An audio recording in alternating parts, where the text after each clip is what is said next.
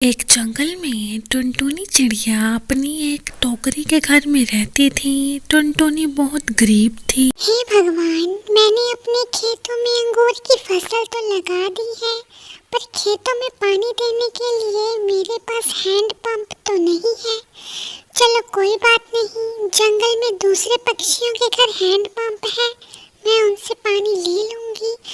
मुझे यकीन है वो मुझे मना नहीं करेंगे। उसी जंगल में कालू कौवा अपनी पत्नी हरी तोती के साथ रहता था। अरे हरी तोती, इस बार तो मैं आइसक्रीम की खेती करूंगा। इस वजह से हमारे बच्चों को भी आइसक्रीम खाने को मिल जाएगी। सभी पक्षी अपनी अपनी फसल को लेकर बातें कर रहे थे। वहीं बंटी कबूतर अपनी पत्नी सुंदरी के साथ रहता था। अरे सुंदरी, इस बार मैं कद्दू की खेती करूंगा, क्यों, ठीक है ना? अरे बंटी जी, मुझे अनपढ़ चिड़िया को खेती के बारे में क्या पता है। आप जो भी करेंगे सब ठीक ही होगा। उधर टुनटुनी कालू कौवे के घर पानी मांगने आती है। अरे कालू भाई, आप तो जानते हैं मैंने अंगूर की खेती की है, पर मेरे पास पानी नहीं है फसल को देने के लिए।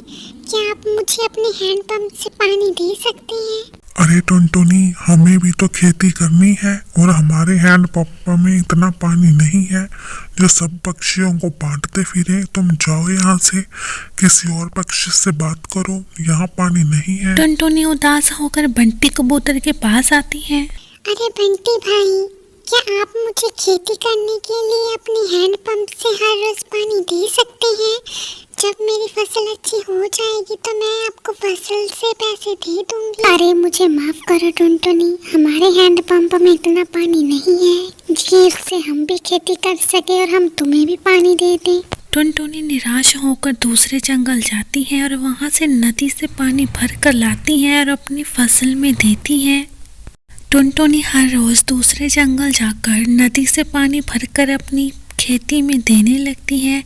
कुछ ही दिनों में टुनटुनी के पेड़ों पर अंगूर की फसल होने लगती है और पूरे खेत अंगूर से भर जाते हैं। उधर जंगल में दूसरे पक्षियों के खेतों में कोई भी फल नहीं लगा था। सब पक्षी बहुत परेशान थे। हे भगवान, फसल तो पककर तैयार भी हो गई, पर अभी तक कोई फल नहीं लगा। लगता है पूरी मेहनत खराब हो गई, अब पूरा साल भूखा ही रहना पड़ेगा। उधर कालू कौवे की फसल का भी यही हाल था। अरे हरी तोती, ये देखो, हमारी फसल भी पककर तैयार हो गई, पर एक भी फल नहीं आया। लगता है इस साल हमें भूखा ही रहना पड़ेगा। हम अपना और अपने बच्चों का गुजारा कैसे करेंगे? हे भगवान, अब क्या होगा? एक दिन कालू कौवे की नजर टुनटुनी के अंगूरों पर पड़ती है। हे भगवान, पूरे जंगल में किसी भी पक्षी की फसल नहीं हुई, पर टुनटुनी की फसल इतने अच्छे से कैसे हुई, जबकि उसके पास तो पानी भी नहीं था। अगले दिन टुनटुनी अपने खेतों से अंगूरों की टोकरी भर लेती है और अपने घर खुशी खुशी रहने लगती है। अगले दिन सभी पक्षी टुनटुनी के पास आते हैं। अरे टुनटुनी, हमें माफ कर दो, पूरे जंगल में तुम्हारे अलावा और किसी भी पक्षी की फसल नहीं हुई।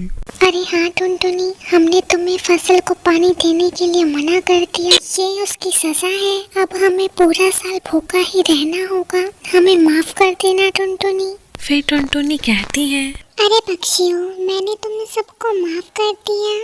दुख सुख में अगर हम एक दूसरे के काम नहीं आएंगे तो कैसे चलेगा?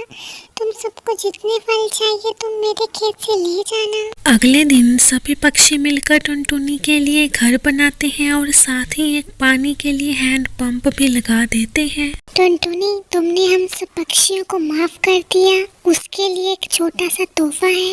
ये तुम्हारे लिए एक घर और एक हैंड पंप है। अब ये हैंड पंप आज से तुम्हारा ही है। सभी पक्षी टुनटुनी का शुक्रिया अदा करते हैं और अगले दिन से सभी पक्षी टुनटुनी के घर से अंगूर खाने को ले जाने लगते हैं और खुशी खुशी रहने लगते हैं।